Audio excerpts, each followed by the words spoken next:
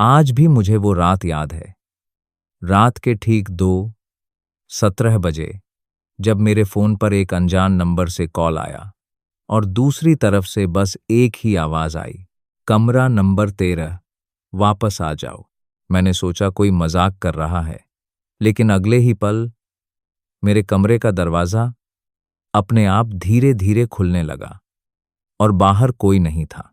अगर तुम ये कहानी सुन रहे हो तो एक बात याद रखना, कुछ जगहें सिर्फ रहने के लिए नहीं होती, कुछ जगहें इंतजार करती हैं किसी के वापस आने का। मेरा नाम आर्यन है और ये घटना मेरे कॉलेज के दिनों की है, जब मैं पहली बार अपने शहर से दूर एक पुराने सरकारी हॉस्टल में रहने गया था। वो हॉस्टल बहुत पुराना था। दीवारों पर नमी, छत से टपकता पानी और गलियारों में हमेशा अजीब सी खामोशी। दिन में सब ठीक लगता था, लेकिन रात होते ही जैसे पूरा माहौल बदल जाता था। मुझे कमरा नंबर 12 मिला था और उसके ठीक बगल में था कमरा नंबर 13। पहले दिन ही जब मैं अपना सामान रख रहा था तो वार्डन ने मुझे एक अजीब सी चेतावनी दी।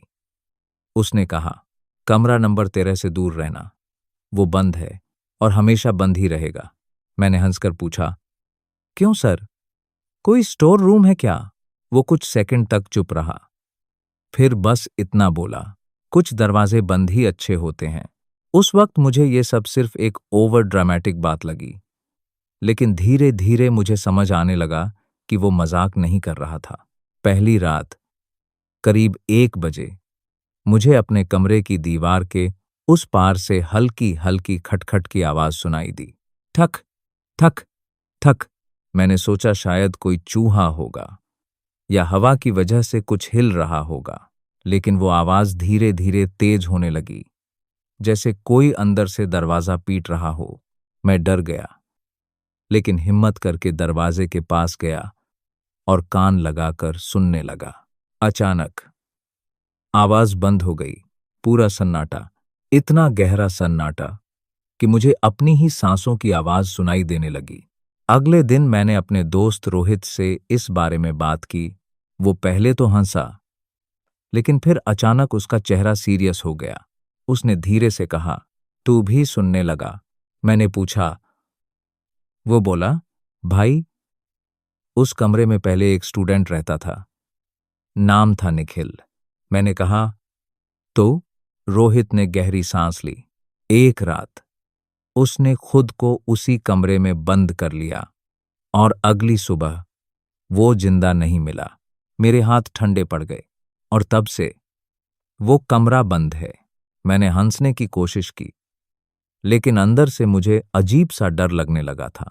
उस रात मैंने सोचा कि मैं जल्दी सो जाऊंगा और इन सब बातों को भूल जाऊंगा, लेकिन करीब 2 बजे वही आवाज फिर से शुरू हो गई। इस बार पहले से भी ज्यादा तेज। थक थक थक थक, जैसे कोई पागलों की तरह दरवाजा पीट रहा हो।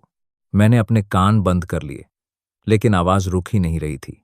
और तभी मेरे फोन पर एक कॉल आया, अनजान नंबर। मैंने डरते हुए कॉल उठाया। कुछ सेकंड तक सिर्फ खामोशी थी, फिर एक बहुत धीमी टूटी हुई आवाज आई, दरवाजा खोलो। मेरे पूरे शरीर में सिहरन दौड़ गई। मैंने तुरंत कॉल काट दिया, लेकिन अगले ही पल मेरे कमरे का दरवाजा खुद बब खुद धीरे धीरे खुलने लगा। क्रियक, मैं जड़ हो गया। बाहर गलियारा पूरी तरह खाली था, लाइट टिमटिमा रही थी और कमरा नंबर 13 का दरवाजा, जो हमेशा बंद रहता था, वो आधा खुला हुआ था।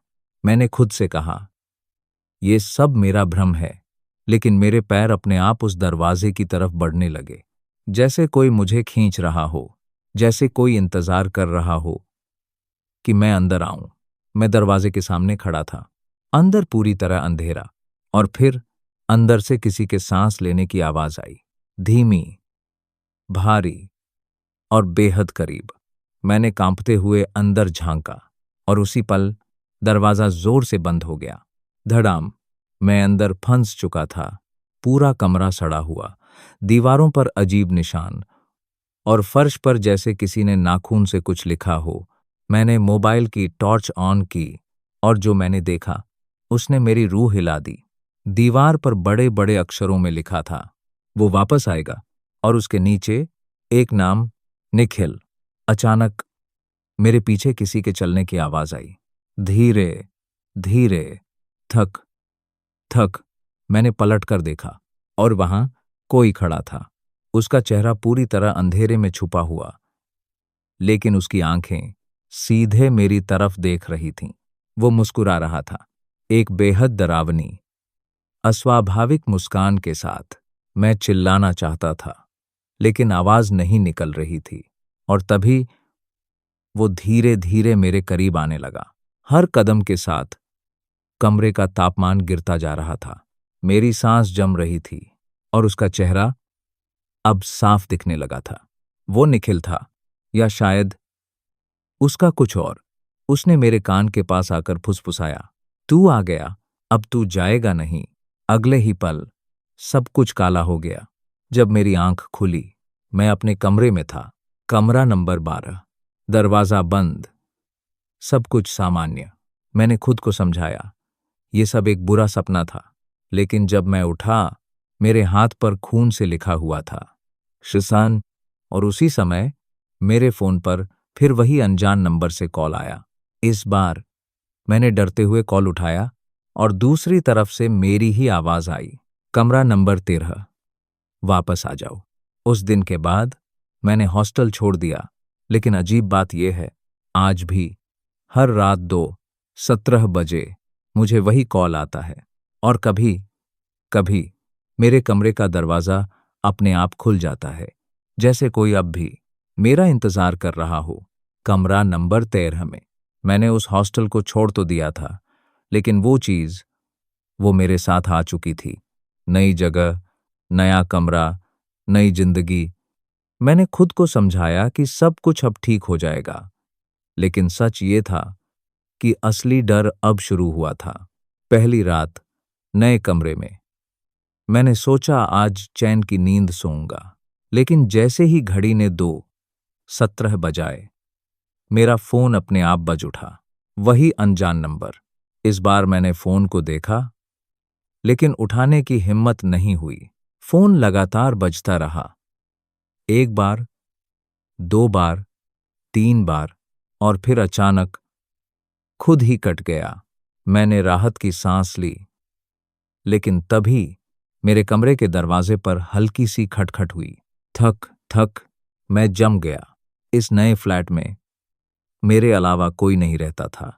मैं धीरे धीरे दरवाजे के पास गया और बिना आवाज किए पीपहोल से बाहर देखा। बाहर कोई नहीं था, सिर्फ खाली गलियारा और दूर जलती एक टिमटिमाती लाइट। मैंने खुद को समझाया, हवा होगी। लेकिन जैसे ही मैं वापस मुड़ा, मेरे पीछे कमरे के अंदर से वही आवाज आई, थक थक। मेरी सांस अटक गई। आवाज कमरे के अंदर से आ रही थी। मैंने धीरे धीरे पलटकर देखा।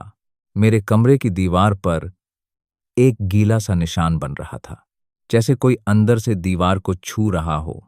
और वो निशान धीरे धीरे आकार लेने लगा। पहले एक हाथ, फिर उंगलियां, और फिर पूरा हथेली का निशान। मैंने घबराकर पीछे हटना चाहा, लेकिन मेरे पैर जैसे जमीन में जम गए थे। अचानक मेरा फोन फिर से बज उठा। मैंने इस बार डरते डरते कॉल उठा लिया। कुछ सेकंड तक खामोशी, फिर वही आवाज, लेकिन इस बार और साफ और ज्यादा पास। तू क्यों चला गया? मेरे गले से आवाज नहीं निकली। वो फिर बोला, कमरा खाली है और मुझे कोई चाहिए। कॉल कट गया। मेरे हाथ कांप रहे थे। दिल इतनी तेज धड़क रहा था जैसे बाहर आ जाएगा। मैंने तय किया कि अब मुझे सच जानना होगा। अगले दिन मैं वापस उस पुराने हॉस्टल गया। दिन का समय था। सब कुछ सामान्य लग रहा था, लेकिन जैसे ही मैंने उस बिल्डिंग में कदम रखा, मेरे अंदर एक अजीब सी घबराहट शुरू हो गई। मैं सीधे वार्डन के पास गया। वो मुझे देखकर चौंक गया। तुम वापस क्यों आए? उसने पूछा। मैंने बिना घुमाए सीधा सवाल किया। कमरा नंबर 13 में क्या हुआ था। वो कुछ देर तक मुझे घूरता रहा, फिर दरवाजा बंद करके बोला, तुम्हें ये सब नहीं जानना चाहिए। मैंने कहा, वो चीज अब मेरे साथ है, और अगर आपने सच नहीं बताया तो शायद मैं भी। मेरी बात अधूरी रह गई, लेकिन वो समझ गया। उसने गहरी सांस ली और कहना शुरू किया, निखिल अकेला नहीं था। मेरे शरीर में एक झटका सा लगा। मतलब? वो बोला, उसके साथ कोई और भी था, जिसे कोई और नहीं देख सकता था। मेरी धड़कन तेज हो गई। शुरू में उसने इसे मजाक समझा, लेकिन धीरे धीरे वो बदलने लगा। वो खुद से बातें करता, रात रात भर जागता और कहता कि कोई उसे बुला रहा है। मैंने पूछा, फिर? वार्डन की आवाज धीमी हो गई। एक रात उसने पूरे हॉस्टल में चिल्लाते हुए कहा कि वो उसे अंदर आने दे रहा है। मेरे रोंगटे खड़े हो गए। अगली सुबह जब दरवाजा तोड़ा गया तो निखिल अकेला नहीं था। मैंने डरते हुए पूछा, क्या मतलब? वो बोला, कमरे में 2 परछाइयां थीं, लेकिन शरीर सिर्फ एक। मेरे हाथ ठंडे पड़ गए और दीवार पर खून से लिखा था, अब हम 2 हैं और हमें एक और चाहिए। मेरे दिमाग में सब कुछ घूमने लगा, इसलिए हमने वो कमरा बंद कर दिया।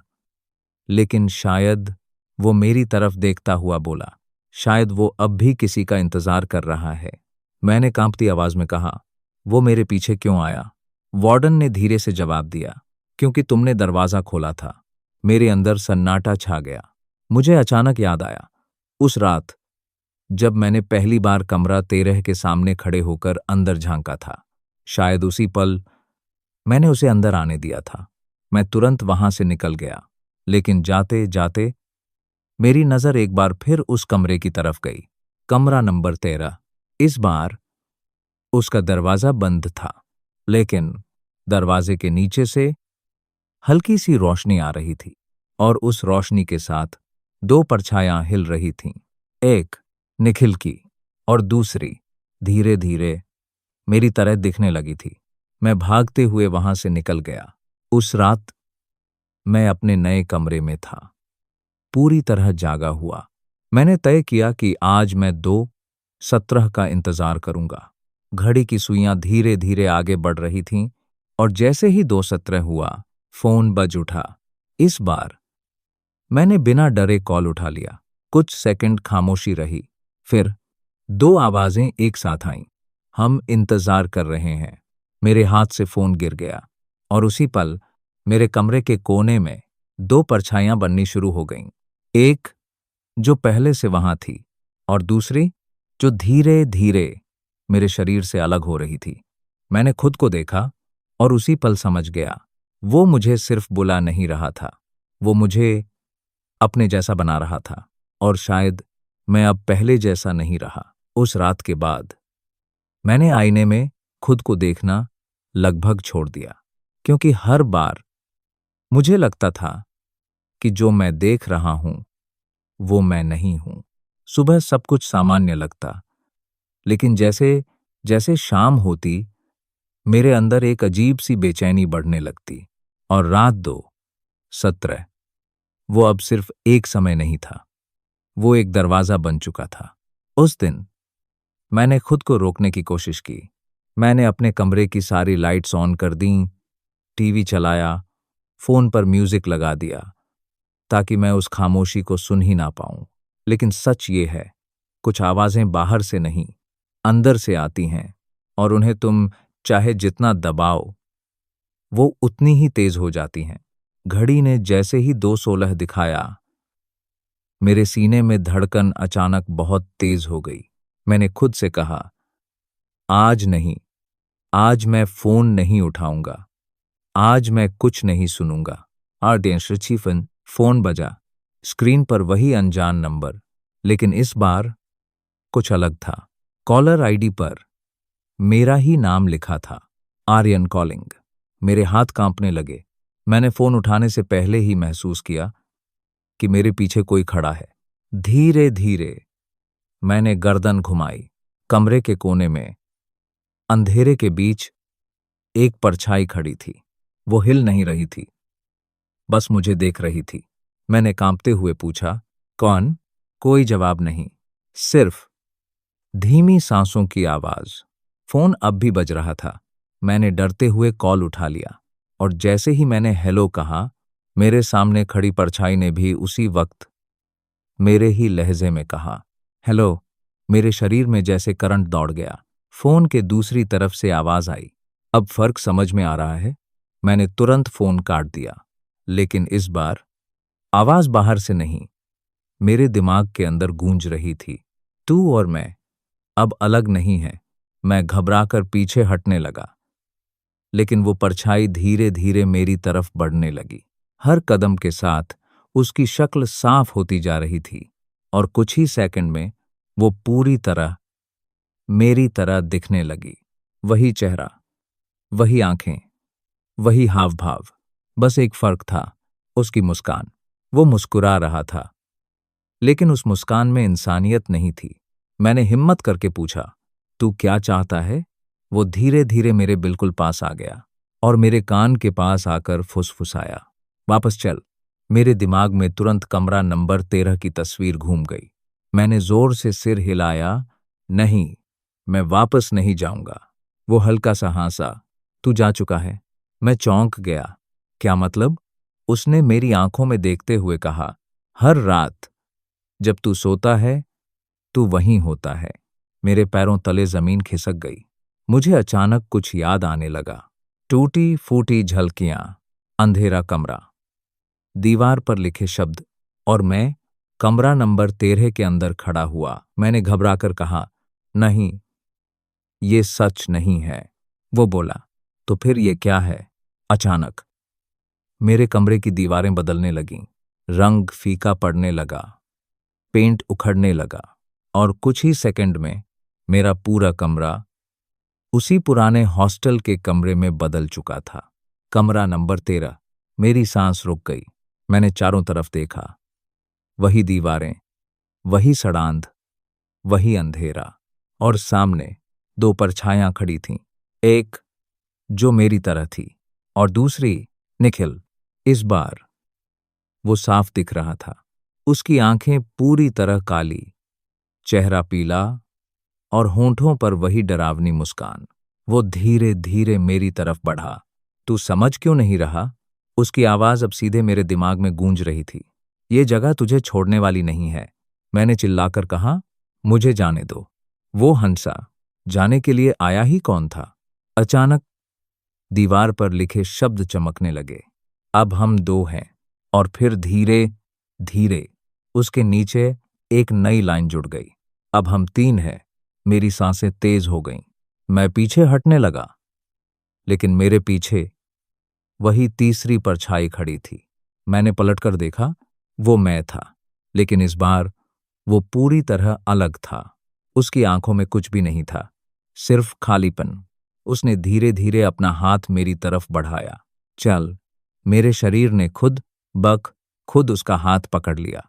मैं रोकना चाहता था, लेकिन मैं खुद पर कंट्रोल खो चुका था, जैसे कोई और मेरे अंदर आ चुका हो। अचानक सब कुछ फिर से बदल गया। मैं वापस अपने कमरे में था। सब कुछ सामान्य, जैसे कुछ हुआ ही नहीं। लेकिन मेरे हाथ में किसी और का स्पर्श अब भी महसूस हो रहा था, और आईने में मैं अकेला नहीं था। मेरे पीछे 2 लोग खड़े थे और दोनों मुस्कुरा रहे थे। उस रात मुझे पहली बार यह एहसास हुआ कि यह सिर्फ एक कहानी नहीं है, ये एक प्रक्रिया है। धीरे धीरे तुम्हें तोड़ने की, तुम्हें बदलने की, और फिर तुम्हें अपने जैसा बना लेने की। और शायद अब अगला नंबर मेरा नहीं है, क्योंकि अब मैं भी इंतजार कर रहा हूं किसी और के आने का। अब मुझे ये समझ आने लगा था कि ये सब सिर्फ डराने के लिए नहीं हो रहा। ये एक चक्र है, एक ऐसा चक्र जिससे बाहर निकलना शायद नामुमकिन है। दिन में मैं सामान्य दिखता था, लोगों से बात करता, क्लास जाता, हंसता भी था, लेकिन अंदर ही अंदर कुछ बदल चुका था। कभी कभी बिना वजह मुझे किसी अनजान इंसान को घूरने का मन करता, जैसे मैं उसे पहचानता हूं, जैसे वो अगला हो सकता है। और हर बार 2:17 अब सिर्फ फोन कॉल नहीं आता था, अब मुझे बुलावा महसूस होता था, जैसे कोई मेरे दिमाग के अंदर बैठकर धीरे धीरे कह रहा हो, वापस आओ। उस रात मैंने फैसला किया कि मैं इस सब का अंत करूंगा। या तो ये खत्म होगा या मैं वापस उसी हॉस्टल गया। रात का समय था, लगभग 1:45। पूरा बिल्डिंग सुनसान, ठंडी हवा और वही पुरानी बदबू। हर कदम के साथ मेरा दिल तेज धड़क रहा था, लेकिन इस बार डर के साथ एक अजीब सा खिंचाव भी था, जैसे ये जगह मुझे पहचानती हो, जैसे मैं यहाँ का हिस्सा हूं। मैं धीरे धीरे उस गलियारे में पहुंचा जहां कमरा नंबर 13 था। लाइट फिर से टिमटिमा रही थी और दरवाजा इस बार पूरी तरह खुला हुआ था। अंदर गहरा अंधेरा, लेकिन उस अंधेरे में कुछ हिल रहा था। मैं दरवाजे के सामने रुका और बिना सोचे अंदर चला गया। जैसे ही मैंने अंदर कदम रखा, दरवाजा अपने आप बंद हो गया। धड़ाम। इस बार मुझे डर नहीं लगा, बस एक अजीब सा सन्नाटा था। और फिर आवाज आई, तू वापस आ गया। मैंने चारों तरफ देखा, निखिल वहीं था और उसके साथ मेरी वो परछाई जो अब पूरी तरह मुझसे अलग हो चुकी थी। मैंने गहरी सांस ली और कहा, ये सब खत्म करो। निखिल मुस्कुराया। खत्म? वो धीरे धीरे मेरे करीब आया। ये शुरुआत है, मैंने गुस्से में कहा। तुम लोग क्या चाहते हो? कुछ सेकंड तक खामोशी रही, फिर दोनों ने एक साथ कहा, जगह। मैं चौंक गया। क्या मतलब? निखिल ने दीवार की तरफ इशारा किया। वहां दर्जनों नाम लिखे हुए थे, कुछ पुराने, कुछ नए और कुछ जो अधूरे थे। हर नाम एक कहानी है, उसने धीरे से कहा। हर कहानी एक दरवाजा है। मेरे रोंगटे खड़े हो गए और हर दरवाजा किसी और को बुलाता है। मैं समझने लगा था, ये कमरा सिर्फ एक कमरा नहीं है, ये एक जाल है।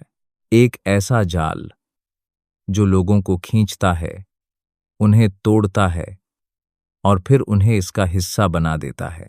मैंने आखिरी बार पूछा, अगर मैं मना कर दूं तो? निखिल की मुस्कान और गहरी हो गई। तू कर ही नहीं सकता। अचानक मेरे सिर में तेज दर्द शुरू हो गया, जैसे कोई मेरी यादों को खींच रहा हो। मुझे वो सारी रातें याद आने लगीं, जब मैं सोता था और यहां आता था, जब मैं खुद दीवार पर कुछ लिख रहा था, जब मैं किसी को बुला रहा था। मैं घुटनों पर गिर गया। नहीं, मेरी आवाज कांप रही थी, लेकिन उसी वक्त मेरे हाथ अपने आप उठे और दीवार की तरफ बढ़ने लगे। मेरे नाखून दीवार पर रगड़ खाने लगे। खर खर। मैं रोकना चाहता था, लेकिन मैं खुद पर कंट्रोल खो चुका था। धीरे धीरे एक नया नाम लिखने लगा। मेरे हाथ कांप रहे थे, लेकिन अक्षर साफ बन रहे थे। मैंने जैसे ही नाम पूरा किया, मेरी सांस रुक गई, क्योंकि जो नाम मैंने लिखा था वो मेरा नहीं था, वो किसी और का था। एक ऐसा नाम जिसे मैंने कुछ दिन पहले ही देखा था कॉलेज में। एक नया लड़का जो हॉस्टल में शिफ्ट होने वाला था। मेरी आंखें फैल गईं। मैं समझ गया, अब मैं शिकार नहीं रहा, मैं हिस्सा बन चुका हूं। निखिल ने मेरे कंधे पर हाथ रखा। अब तू समझ गया। मैं धीरे धीरे खड़ा हुआ। मेरे अंदर अब डर नहीं था, बस एक खालीपन और एक अजीब सी शांति। मैंने दीवार पर उस नाम को देखा और पहली बार मैं मुस्कुराया, बिल्कुल वैसे ही जैसे निखिल मुस्कुराता था। अचानक कमरे का दरवाजा अपने आप खुल गया। बाहर वही गलियारा, लेकिन इस बार मुझे बाहर जाने की कोई जल्दी नहीं थी। मैं धीरे धीरे बाहर निकला और पीछे मुड़कर एक बार फिर कमरे को देखा। अंदर अंधेरा था, लेकिन उस अंधेरे में अब 3 परछायां खड़ी थीं और उनमें से एक मैं था। उस रात के बाद सब कुछ बदल गया। अब 2:17 पर फोन नहीं बजता। अब मुझे इंतजार नहीं करना पड़ता, क्योंकि अब मैं खुद कॉल करता हूं, नए नंबर से, नई आवाज में। लेकिन मैसेज वही होता है, कमरा नंबर 13 तुम्हारा इंतजार कर रहा है। और जब कोई उस कॉल को उठाता है तो मुझे उसकी सांसें सुनाई देती हैं, उसका डर महसूस होता है और मैं जान जाता हूं कि अगला आ रहा है। लेकिन सबसे डरावनी बात यह नहीं है। सबसे डरावनी बात यह है कि कभी कभी फोन के उस तरफ से जो आवाज जवाब देती है वो पहले से ही मेरी जैसी लगने लगती है। और उस दिन मुझे एहसास हुआ कि ये चक्र कभी खत्म नहीं होगा, क्योंकि अब मैं खुद कमरा नंबर 13 हूं। अब मुझे समय का हिसाब रखना नहीं पड़ता, क्योंकि यहां समय चलता नहीं, बस दोहराता है। दिन और रात का फर्क मिट चुका है, बस एक ही पल बार बार लौटता है। 2:17। कभी मैं सोचता हूं, क्या मैं अभी भी जिंदा हूं या सिर्फ एक आवाज बन चुका हूं, एक परछाई जो किसी और को अपने जैसा बनाने के लिए मौजूद है। उस रात के बाद मैं हॉस्टल से बाहर तो आ गया था, लेकिन सच ये है, मैं कभी बाहर आया ही नहीं, क्योंकि जहां भी मैं जाता हूं वो कमरा मेरे साथ आ जाता है। कभी दीवारों में, कभी आईने में और कभी लोगों के चेहरों में। कुछ दिनों बाद वो नया लड़का हॉस्टल में आ गया। वही नाम जो मैंने दीवार पर लिखा था। मैंने उसे पहली बार देखा तो एक अजीब सा एहसास हुआ, जैसे मैं खुद को देख रहा हूं अपने पुराने रूप में। वो हंस रहा था, बिल्कुल बेफिक्र, जैसे मुझे कुछ महीनों पहले हंसी आती थी। मैं उसके पास गया, लेकिन इस बार एक अजनबी बनकर। मैंने उससे पूछा, तुम नया आए हो? वो मुस्कुराया, हाँ, आज ही शिफ्ट हुआ हूं। मैंने धीरे से कहा, कमरा कौन सा मिला? उसने जवाब दिया, शार। मेरे होंठों पर हल्की सी मुस्कान आ गई। मैंने उसकी आंखों में देखते हुए कहा, 13 से दूर रहना। वो हंसा, क्यों? कोई भूत है क्या? मैं भी हंसा, लेकिन अंदर से सब कुछ खाली था। कुछ दरवाजे बंद ही अच्छे होते हैं।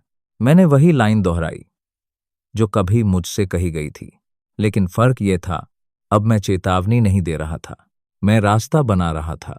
उस रात मैं दूर से उसे देख रहा था। ठीक 2:17 पर उसका फोन बजा। वो पहले हिचकिचाया, फिर कॉल उठा लिया। मैं उसकी आंखों में डर फैलते हुए देख सकता था। उसकी सांसें तेज हो गईं और फिर वो धीरे धीरे अपने कमरे से बाहर निकला, सीधे गलियारे की तरफ, जहां कमरा नंबर 13 उसका इंतजार कर रहा था। मैं अंधेरे में खड़ा था और जैसे ही वो उस दरवाजे के सामने पहुंचा, मैंने महसूस किया एक नई परछाई बनने लगी है। एक नया नाम, एक नई कहानी। दरवाजा धीरे धीरे खुला और वो अंदर चला गया। धड़ाम, सब कुछ फिर से शुरू हो चुका था। मैंने अपनी आंखें बंद की और पहली बार मुझे सुकून मिला, क्योंकि अब मैं अकेला नहीं था। अब हम 4 थे, लेकिन कहानी यहीं खत्म नहीं होती, क्योंकि अगर तुम ये सुन रहे हो तो इसका मतलब है ये कहानी तुम तक पहुंच चुकी है। और कहानियां ऐसे ही नहीं पहुंचती, उन्हें भेजा जाता है। शायद उस रात जब तुम्हारा फोन बजेगा और स्क्रीन पर कोई नाम नहीं होगा, तुम सोचोगे कि ये सिर्फ एक रैंडम कॉल है। लेकिन जैसे ही तुम कॉल उठाओगे, तुम्हें एक आवाज सुनाई देगी, कमरा नंबर 13, वापस आ जाओ। और हो सकता है उस आवाज में तुम्हें अपना ही लहजा सुनाई दे। अगर ऐसा हो तो एक काम करना, फोन मत काटना, क्योंकि हम इंतजार कर रहे हैं और इस बार दरवाजा तुम्हारे लिए खुलेगा। और जब तुम अंदर आओगे तो शायद तुम्हें भी एहसास होगा कि बाहर की दुनिया सिर्फ एक भ्रम थी। असल में तुम हमेशा से यहीं थे,